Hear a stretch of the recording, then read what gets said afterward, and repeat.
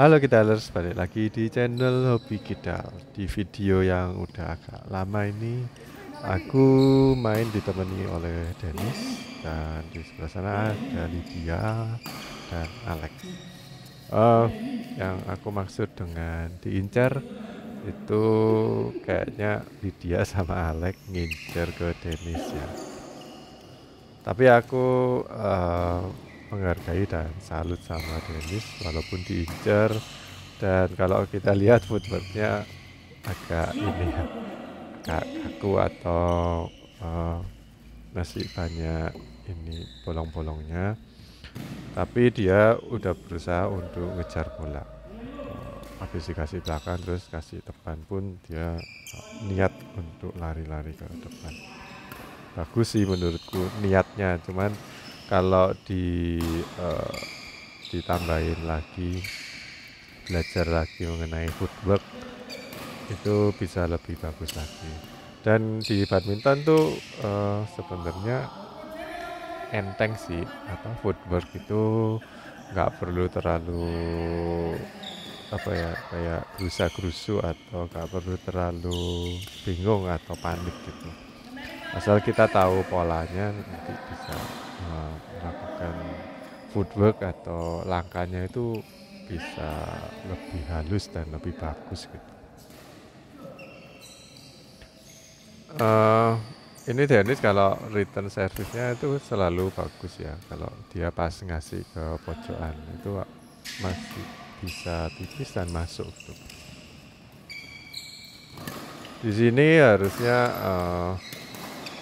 apa Dennis tuh waktu Alex tadi kan aku kasih net silang itu lari-lari kan jauh. Itu biasanya habis lari-lari terus dia ngangkat kan pasti. Alex pasti mau jaga atau mundur ke belakang. Jadi kalau bisa, kalau lihat lawannya kayak gitu, berarti kan udah buka ya lapangannya. Itu kita bisa serang langsung ke orang yang tadinya kesulitan ambil gitu. Karena dia pasti berusaha untuk balik ke posisi siap. Kalau dia baliknya nggak cepat, nanti dia pasti gagal untuk mengembalikan dengan baik gitu. Kalaupun kembali pun untung-untungan kadang ya yang paling untung mungkin ngenain net terus masuk, tapi kebanyakan tanggung, baliknya tanggung. Jadi kita harus serang ke yang tadi lari-lari yaitu Alex.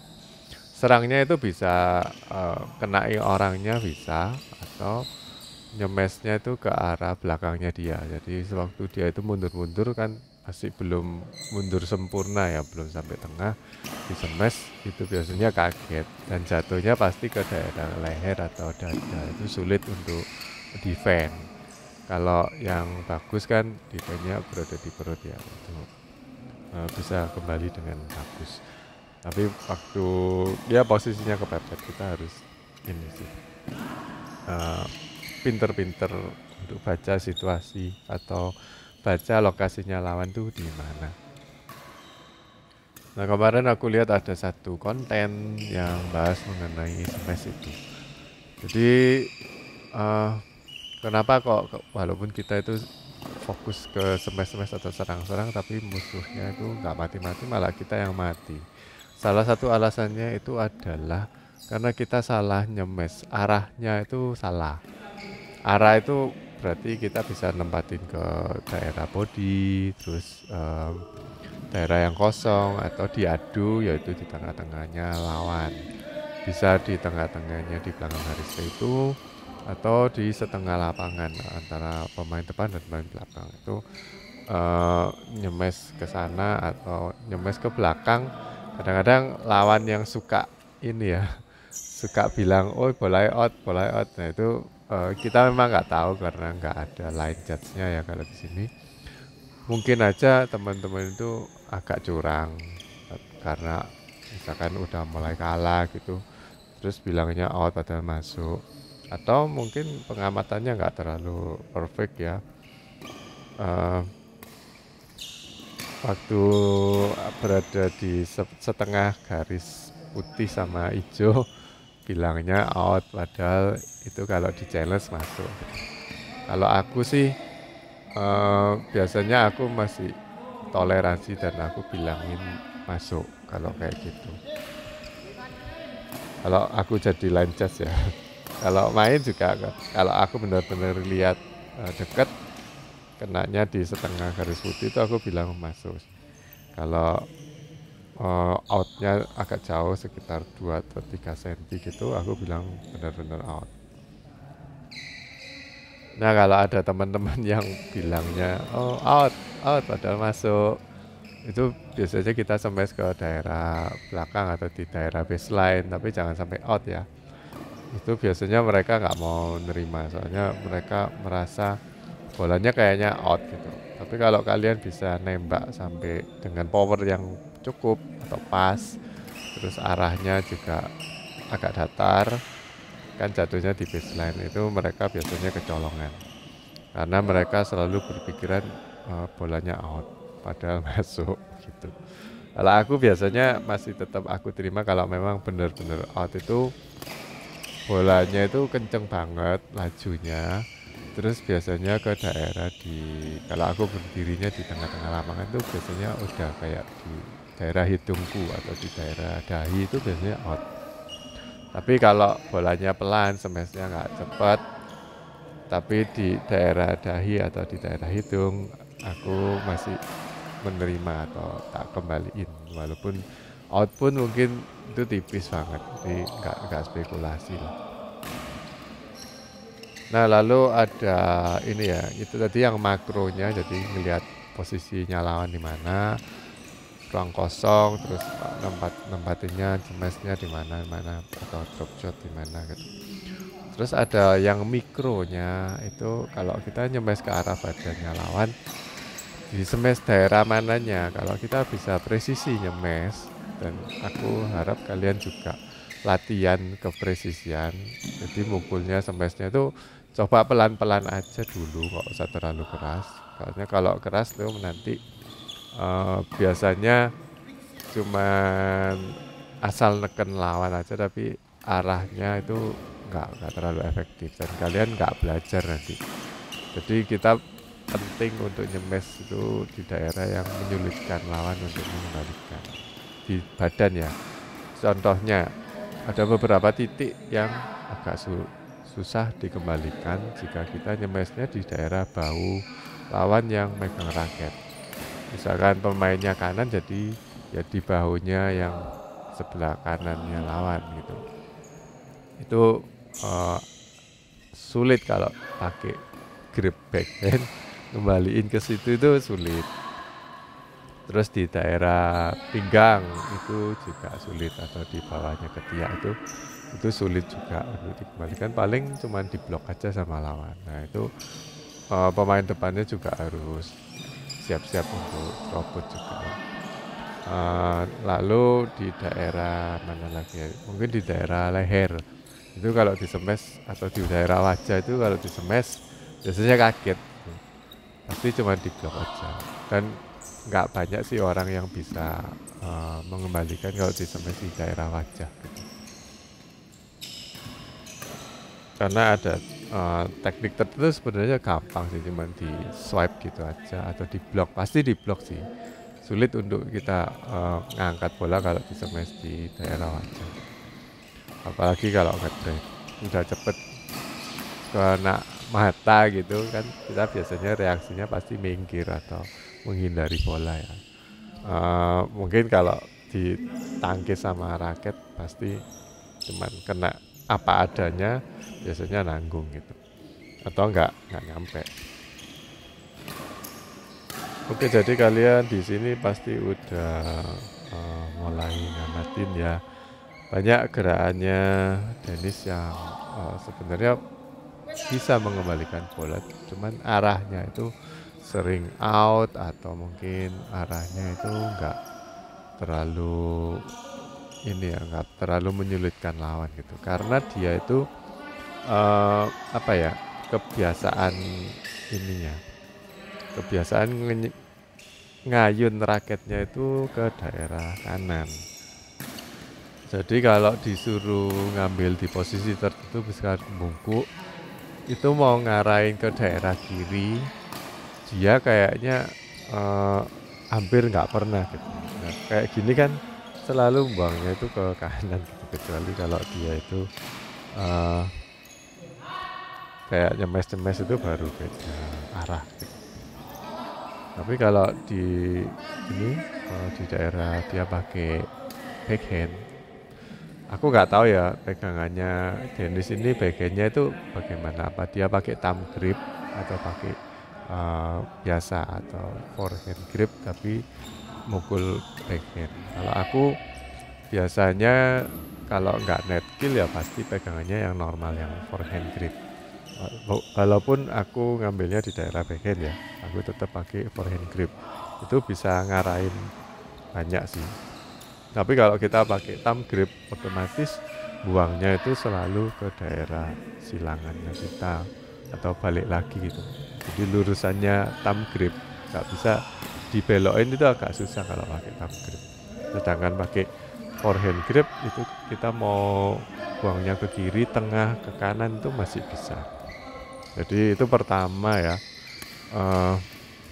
dari gripnya mungkin salah. Yang kedua, dari posisi badannya, kalau kita ngambil shuttlecock-nya itu misalkan di hadapan bola kita datang ke hadapan kita ya, ke badan kita itu lurus, kita bisa menghindari bolanya itu. Jadi langkahnya ngambil di sebelah kanan dulu atau sebelah kirinya bola, terus dibalik ininya, mukulnya, nanti bisa arahnya berubah. Kayaknya kayak lawan tuh udah nungguin, oh kayaknya mau dibuang ke kanan, ternyata kita ambilnya dului, jadi badannya itu ke kanan dulu, nanti kita belokin ke kiri mukulnya. Jadi kayak posisinya kayak defense gitu. Jadi sikunya diangkat terus dibuang ke arah satunya. Itu lawan nanti bisa ketipu sih. Terus yang ketiga, untuk kontrol bola-bola pengembalian itu kita bisa memanfaatkan volley. Jadi ditunggu aja dulu bolanya. Kalau posisinya lebih enak dan lawannya udah kayak nungguin di sana lawannya, ya udah aku puter atau balik ke sisi satunya gitu. Nah itu bisa nipu juga. Kan enak, bisa dapat banyak variasi pengembalian ya. Jadi nggak usah terlalu gerusa-gerusu, dan ini kakinya harus lebih steady. Kalau aku lihat Dennis ini kan kakinya rajin banget gitu, lari-lari terus selalu siap, walaupun ini ya posisi siapnya itu masih kurang bener, tapi dia itu siap lari gitu, jadi punya ancang-ancang. Kemarin juga aku lihat ini sih, ada coach di YouTube, dia ngelatih defense. Jadi coachnya nyemes terus, ada 2 muridnya, yang satu lumayan bagus, yang satunya mungkin lebih masih pemula ya. Yang aku lihat yang nggak terlalu bagus mainnya, yang defense-nya dari 10 bola dia cuma ngembaliin 1 atau 2, sedangkan yang satunya bisa kembali sekitar 8 atau 9 gitu. Itu aku lihat bukan sebenarnya posisi mukulnya atau ngambil bola defense-nya itu udah bagus, sama antara pemain yang satu sama yang satunya itu sama. Cuman yang bikin orang ini gagal mengembalikan banyak bola, dia itu terlalu kayak orang ini, bukan kesurupan. Jadi dia itu kayak lompat-lompat kecil gitu, kayak ya memang harus gerak, mungkin coachnya bilang harus gerak gitu biar nggak kaku ya. Atau untuk kadang sama coachnya kan nggak cuma di semes-semes tapi ditaruh di depan supaya ada variasi, jadi nggak nungguin semes terus ya. Itu memang harus gerak sih, tapi kalau waktu defense aku rasa harus lebih tenang atau lebih statis, diam kakinya, dengan kondisi lututnya tetap dibengkokin ya, jadi nggak boleh lurus, tetap dibengkokin tapi kakinya itu lebih kokoh atau lebih steady gitu. Nggak boleh kayak jimprak-jimprak atau lompat-lompat kecil, itu nanti timingnya atau lokasi defense-nya itu jadi berubah karena kita lompat kecil-kecil. Nah itu nggak cuman dipakai buat defense aja, waktu posisi lain misalkan kita habis smash, kalau smash sih enggak ya, tapi kalau kita misalnya ngelop atau ngedrive itu kita bisa kayak jalan aja atau nungguin di posisi yang lebih enak. Kalian bisa bedain lah kalau langkah-langkahnya Dennis sama langkahku, kan aku lebih banyak kayak diem di satu tempat, kalau ada bola baru gerak. Mungkin kalau Dennis lebih nyantai, walaupun diincer ya, tetap nggak boleh kayak panik gitu, nggak boleh lari-lari terus apa ya, kayak lebih rajin, waduh, oh maju, oh mundur, oh apa gitu. Jadi kalau dikasih bola belakang ya kita ngumpul santai aja larinya atau lompatnya, langkahnya itu santai aja, mukul. Dan kalau kamu diincer, misalkan kamu mau buang bola atau aduh capek ini sama lawan ini, kok kurang ajar ya lawannya, ngasih ke aku terus aku dikocain depan belakang gitu.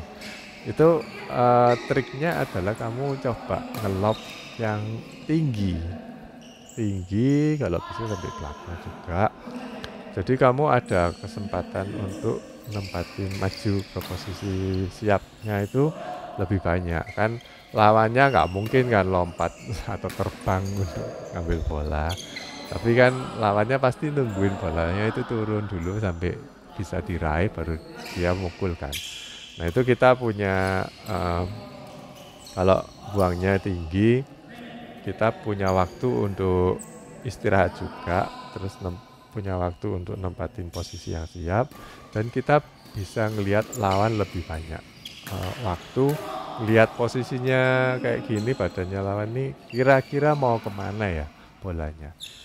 Nah itu kita udah baca gitu, daripada kita cuman asal balik terus bolanya nggak terlalu tinggi, pokoknya balik yang aman ya, nggak tanggung juga, pokoknya aman.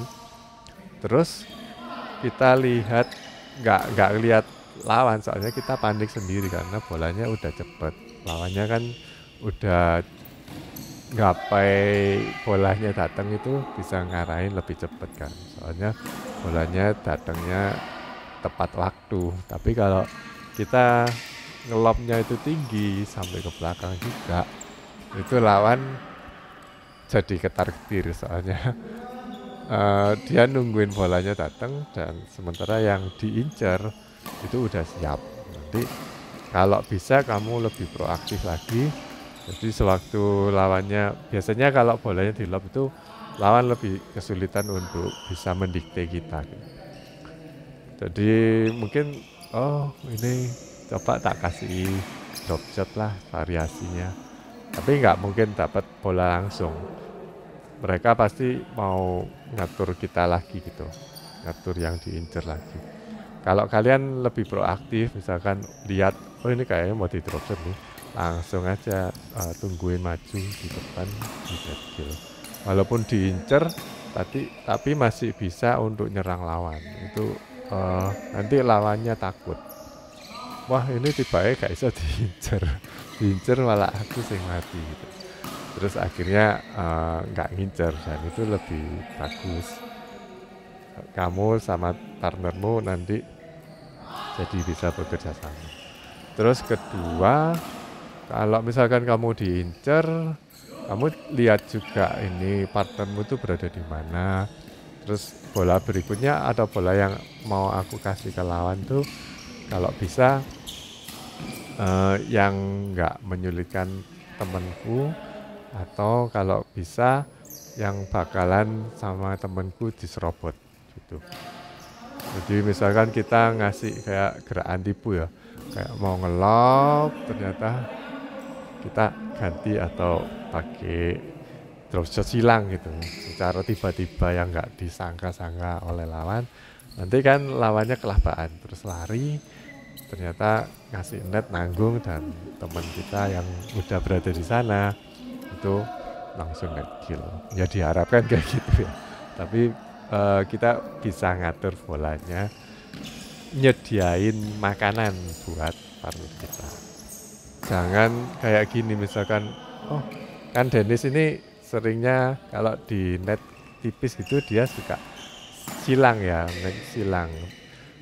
Kadang kalau berhasil bagus, soalnya dia ngambilnya itu bola datang misalkan di depan mata gitu ya, pakai jam aja kan. Jadi bola datang misalkan di arah jam 1 gitu. Terus Dennis ini mukulnya dari jam 2, mukul ke arah jam 1. Jadi bolanya itu bagus, silangnya itu bisa tipis. Tapi kalau udah turun dari net, dia pakai teknik yang sama, jadinya banyak nyangkutnya.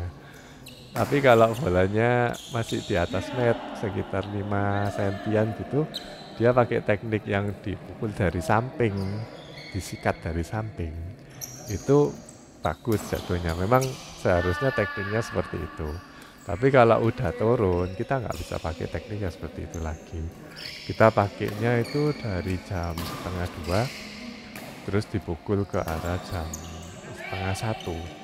Jadi mukulnya itu agak diangkat dikit, tapi di slice nanti bisa silang, tetap masuk. Nanti kalau bolanya udah lebih turun lagi, ya kita nggak bisa pakai cara yang sama. Kalau aku biasanya sekalian aja tungguin sampai bawah gitu, terus aku silang. Atau kalau misalkan kita nggak mau silang, kalau udah ready, kakinya ready, kita bisa net kill. Kalau net killnya ternyata bolanya udah turun, kita bisa kipas atau di swipe gitu. Terpaksa dibuang bolanya ke atas. Walaupun tipis masih bisa sih, cuman kebanyakan memang nanggung, tapi paling enggak udah berusaha. Kalau yang teman-teman normal biasanya kalau tipis di net, di jaraknya ya, di depth atau kedalamannya net itu biasanya diangkat aja dengan teknik yang forehand grip, diangkat kayak orang ngelob yang buang bola gitu. Dan biasanya nyangkut kalau kayak gitu. Jadi teknik itu juga penting, dan nggak semuanya sama karena tergantung kasus atau situasi bolanya itu berada di mana. Nah, di video ini kan aku kasih judul kalau kamu diincar itu jangan banyak-banyak nyemes. Karena apa? Karena kamu diincar. Jadi kalau kamu nyemes, apalagi smashmu keras, pasti sama lawan itu merasa lawan itu pasti ngembaliinnya ke kamu lagi. Dan kamu habis nyemes biasanya kan nggak bisa maju. Ya bagus kalau temenmu yang lari-lari ngambil di depan. Tapi kalau kamu udah nyemes keras terus rajin lagi, waduh aku diincar, berarti habis smash aku mesti maju. Terus nanti tabrakan temenmu nggak berani maju. Itu kan bisa aja terjadi kayak gitu. Nah, aku sarankan memang nggak nyemes keras. Nyemes nggak apa-apa, tapi jangan nyemes keras sampai kamu mati langkah kayak gitu. Sebaiknya nyemesnya pelan tapi lebih terarah, yang aku tadi bilang ke daerah body, di spesifik ya, di daerah tertentunya body yang menyulitkan mereka, bukan yang gampang. Beberapa waktu lalu aku ngetes temenku yang defense-nya itu aku rasa lumayan bagus, kayak ulet gitu. Waktu latihan atau tampelan aku nyoba smash ke arah badannya dia, tepat di dada. Walaupun nggak terlalu keras ya, tapi kebanyakan dia mati. Padahal defense-nya kalau waktu main itu aku lihat defense-nya bagus, tapi waktu aku smash di daerahnya dada itu mati. Nah itu kita bisa latihan kayak gitu ya. Jadi ada titik-titik tertentu yang bikin orang itu mati langkah. Khususnya kalau gripnya itu nggak normal. Ataupun kalau normal defense grip itu kan pakai ini ya, pakai backhand grip, thumb grip. Tapi ada saat-saat tertentu, misalkan lawan itu sering banget nyemes ke arah dada kita atau daerah yang titik-titik di mana kita lemah. Terus lawan kita itu nyemesnya ke daerah situ, dan kita itu ngambilnya nggak pakai posisi defend backhand, tapi jongkok kayak Debbie Susanto, jongkok terus mukul ngembaliinnya pakai forehand. Nah itu bingung lawannya. Wah ini gak iso, mati. Karena cara yang dia pakai standar, sedangkan smashnya dia standar. Jadi harus ada kayak inovasi juga. Di lain pihak kalau kamu pihak yang menyerang, lihat lawannya kayak gitu, berarti kamu perlu ngamati juga dia itu defense-nya sering pakai forehand. Terus kamu cari lokasi lain yang kesulitan buat forehand ngambil, misalkan di daerah bahu tapi di yang nggak megang raket. Nah itu kalau posisinya pakai forehand kan sulit, jadinya kalian smashnya ke arah sana.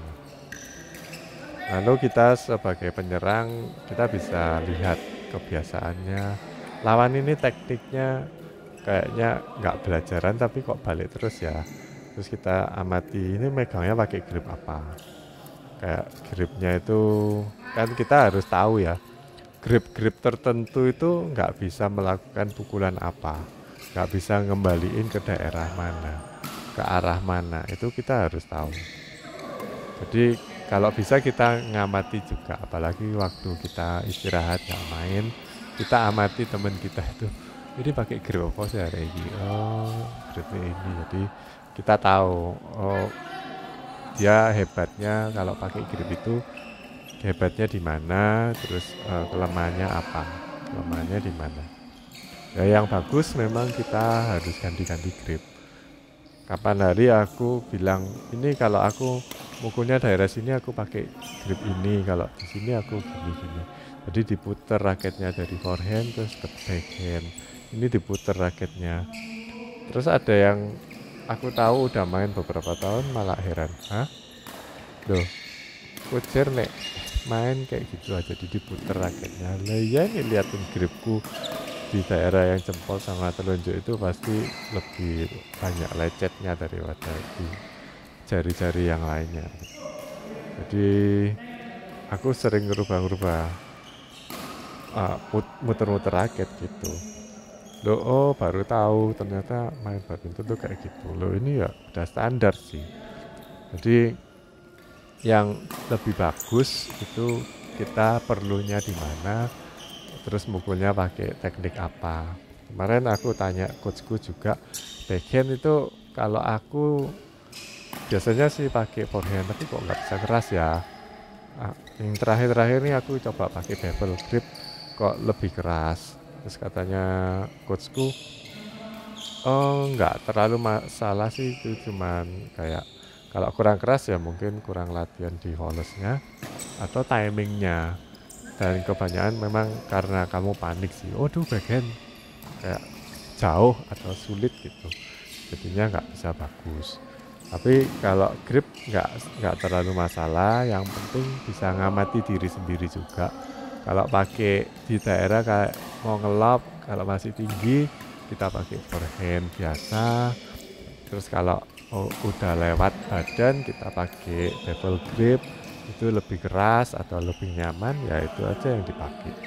Jadi dia nggak bisa nentuin juga harus pakai bevel grip atau harus pakai yang normal forehand grip, dia juga nggak tahu gitu. Dan memang nggak ada teorinya juga. Jadi kesimpulannya ya kita harus banyak latihan. Kalau di daerah sini kita pakainya grip apa yang bisa bagus, berkualitas pengembaliannya. Nanti kan itu otomatis ya, oh dapat bola kayak gini, jadi otomatis kita itu megang jempolnya itu mau pakai forehand atau mau pakai bevel. Itu mereka yang atlet udah nggak mikirin jempolnya itu maju atau di samping atau di mana, itu udah nggak mikirin. Tapi udah kayak terbiasa, ya wes pokoknya gini gitu. Kecuali kamu kalau mau latihan, misalkan jempolnya ditaruh di bevel grip gitu, terus diisolasi, jadi nggak bisa berubah kan. Terus coba aja sama coachnya, mungkin dikasih lob yang tinggi di daerah backhand, mukul kayak gitu. Nanti dibandingin, coba jarinya diganti kayak forehand grip, terus diisolasi jadi ceket gitu, terus harus mukul pakai jempol yang itu di daerah yang sama, di daerah tinggi, dan kita harus ngelob backhand. Nah itu nanti bisa kelihatan sebenarnya kita itu harus pakai grip yang mana untuk bisa mukul. Tapi kebanyakan kan kita main cuman sekedar latihan, nggak perlu kayak pembuktian kayak gitu. Nanti bisa ini sendiri. Kemarin aku tanya coachku, bisa nggak sih kalau backhand itu kita lakukan dengan terbang? Karena kalau forehand kan biasanya kita bisa terbang kan. Forehand tuh nggak perlu kakinya berada di belakang. Biasanya kalau mau keras kan kakinya berada di belakang buat mukul ke depan, lob gitu. Itu kan bisa keras. Tapi kadang-kadang kita kan kepepet, udah timingnya itu udah kacau. Terus akhirnya kita lompat dan mukul.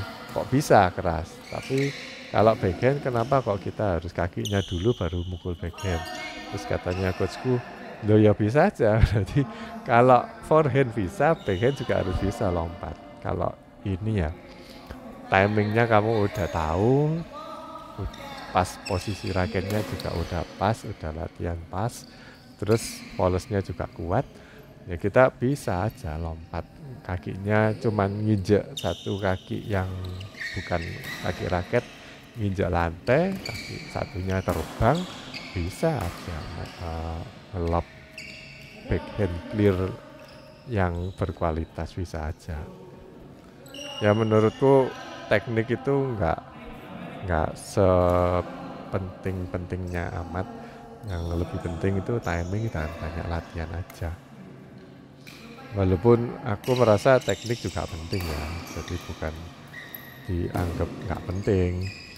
Tapi dengan adanya teknik, kita bisa bermain dengan lebih berkualitas.